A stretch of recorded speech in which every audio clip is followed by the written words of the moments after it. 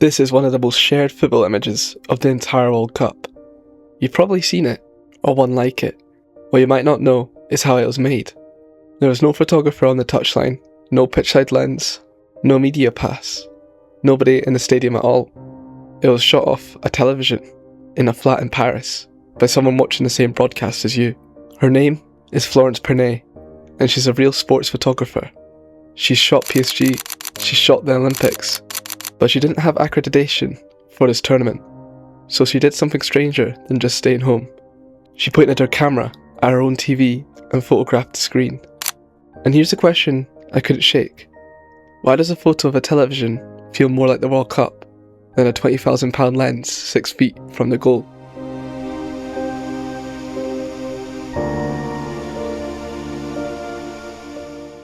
To get near an answer, I need to tell you about the first World Cup I actually remember. 2014 in Brazil. I was 9, watching in a holiday cabin in Norway on a tiny television. Because I was a Neymar kid and Brazil were my team, I remember Brazil losing 7-1 to Germany. But that isn't really what I remember. What I remember is the room. It's night. The TV is the only light in the place, and the whole room is glowing. I can still see the green and yellow and Germany's red bleeding off the edges of the screen.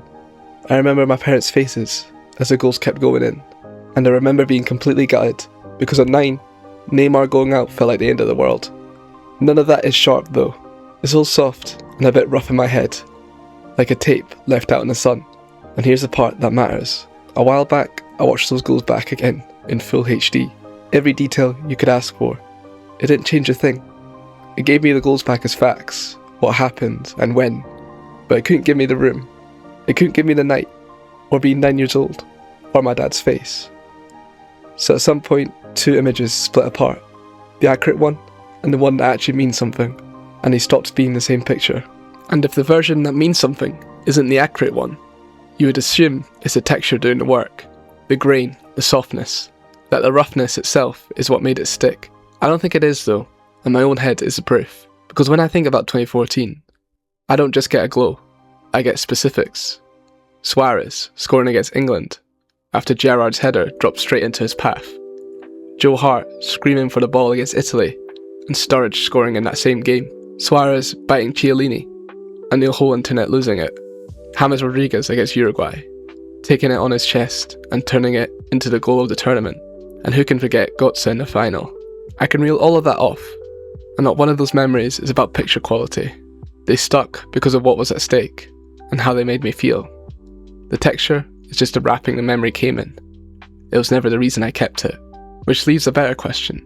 If the grain isn't what's holding the memory, then what is Florence Pernet's grain actually doing? If you like football pulled apart like this, the bit underneath the thing everyone else is just looking at, subscribe. That's the whole channel. Here's what I've landed. She isn't preserving the memory. The emotion already does that part. What she's doing is adding something on top. A look that tells your brain this already matters. That is already the past, and already worth keeping. Think about what the screen does now. Modern broadcast is clean, sharp, seamless, no texture left in it at all. Pernet shoots it off the TV and puts the texture back. The scan lines, the soft focus, the colour bleeding at the edges. She takes footage from last week and makes it look like a memory, before the memory has even formed. She's aging the present on purpose. And look at what she points the camera at. Yes, there's the Mbappe celebration, which is iconic and always will be. But in the same set, there's an abstract shot of two players celebrating. A face, side on, doing nothing. A blurred shape you can barely make out. None of it is the goal. A shirt crest, a pair of boots, a squad number. Right down to the font, the specific little bits of a tournament you somehow keep. And there's a second reason this lands. Bigger than nostalgia. The broadcast image is the shared one. When that ball hit the net, millions of us saw the exact same frame, the same replay, at the same moment. The photographer on the touchline ends up with a picture nobody else has. Pernet does the opposite. She photographs the one image that's already in all of our heads. That's why it feels like the World Cup. It's literally the version every one of us watched. So put those two things together. She takes the image we all share, and she stamps it with "keep this." That's the whole trick. That's why a photo of a telly beats the perfect lens. And before anyone writes it off as a novelty, she didn't invent it. Artists have been photographing their own televisions since the 80s. The Maradona goal you picture in your head is a grainy broadcast, not a sharp photograph. 1970 was the first World Cup shown in colour, and that colour is now the very thing that makes it feel historic, which makes her the newest name on a very old idea. Now it gets interesting, because this didn't stay small, and Pernet wasn't the only one. While she was shooting off her TV in Paris, another photographer, Lukas Korschan, was doing the exact same thing. Same idea, same look, same tournament. Neither of them anywhere near a stadium. Two people, independently, arriving at the same answer. And that convergence isn't a footnote. It's the first sign the idea was bigger than either of them. By this point, both of them were circulating widely, but it was Korschan's work that a player picked up. Michael Olise, France winger, one of the best of the whole tournament, posted it to his own account. Not a fan account, not a media page, the player. And the second it comes from someone with that reach, it stops being a photography thing and becomes a moment, with the whole timeline talking about it. Then came Portugal, the actual national team, a caption about not always needing to be inside the lines to see the game differently. A World Cup nation folding the outsider's view into their official tournament identity. From a sofa to a national team's account, in a matter of days. That's the rise. And on its face, it's a brilliant story. But stay on that Portugal moment a second longer, because there's something genuinely uncomfortable sitting inside it.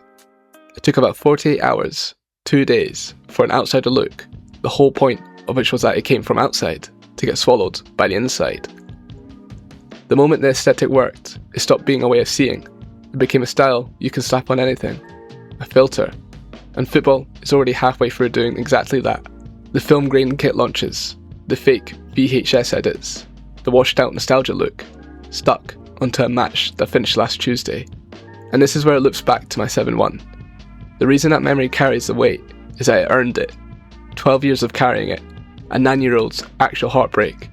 The filter skips all of that. It takes footage with no history behind it and gives it the look of earned memory.